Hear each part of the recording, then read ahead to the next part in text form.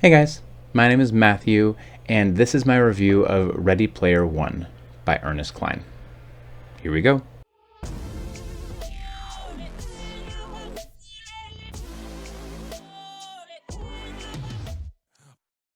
Ready Player One is a futuristic novel. It takes place in 2044, and we follow the main character, Wade. He's a high schooler who spends the vast majority of his time in an online multiplayer video game.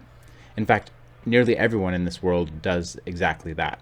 They work there, they spend their lives there, they have their jobs there. Nearly every minute of everyone's life is spent in this massive multiplayer online video game. The creator of this online world has died. He left a complex puzzle for anyone in the world to solve. The winner of this puzzle gets his massive fortune and complete control of the Oasis, which is the name of this video game. Wade Watts wants to win this more than anything else in the world. In this review, I'm going to list some of my observation about the novel, starting with some of my favorite things and going through some of the things that I don't like as much about the novel. One of the very best things about this novel is the absolutely spectacular world building that Earnest Cline does. He builds a world around you that even if there are some holes in it, it feels real. It feels like an actual world that actually exists and not some futuristic idea of a world that could exist. He does an amazing job of just building this world out and giving bones to some aspects and some details that you wouldn't necessarily expect. It creates an immersive environment that is really easy to get sucked into. It's really impressive. Another thing I liked about this book is it's really fast-paced. The majority of the book moves along really quickly and kind of keeps you involved.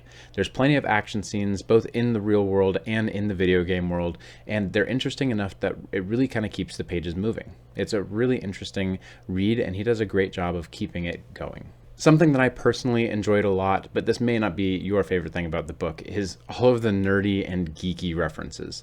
The book, largely, while it takes place in 2044, the really thing that's in vogue during this time period is referencing the 1980s.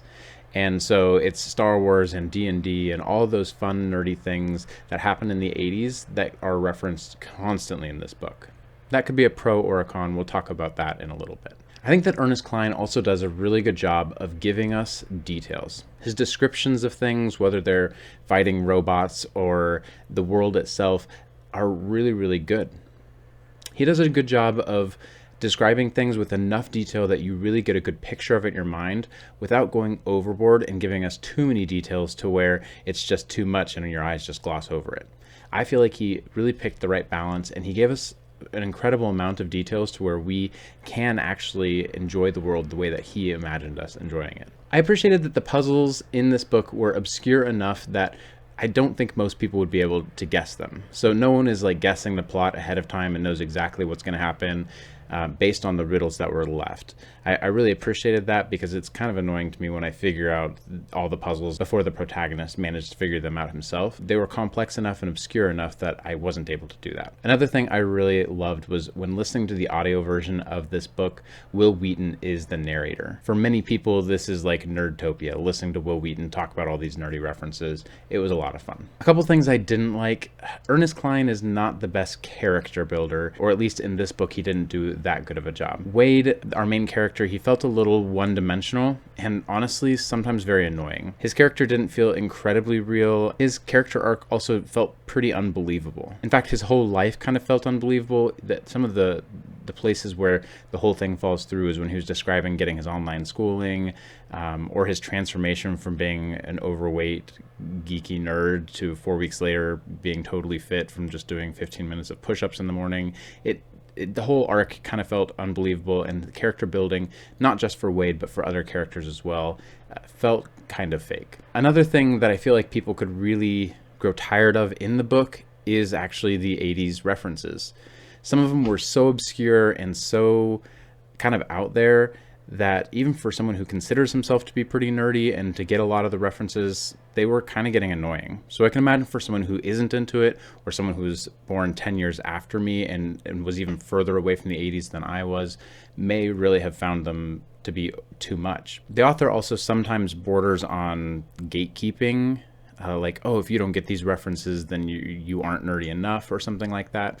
That may be reading into it too much, but sometimes it felt that way to me. And like I said, I kind of consider myself kind of a nerd. So for someone who isn't nerdy or doesn't consider themselves nerdy, it may feel even more that way. Overall, I really enjoyed this book.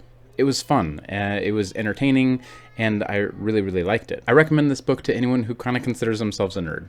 Even if the references sometimes get a little bit annoying, I think overall the read would be enjoyable for you. If you don't consider yourself a nerd at all, and all the obscure references to movies and video games and shows, those things kind of annoy you, this is probably not the book for you. It wasn't written well enough to be able to cater to someone who doesn't enjoy those things.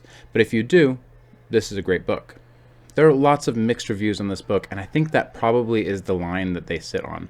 People who enjoy those types of things, they love this book, and people who don't probably won't like this book as much. If you're interested in my review of Ready Player 2, and it's after the end of November 2020, then feel free to click on this link here.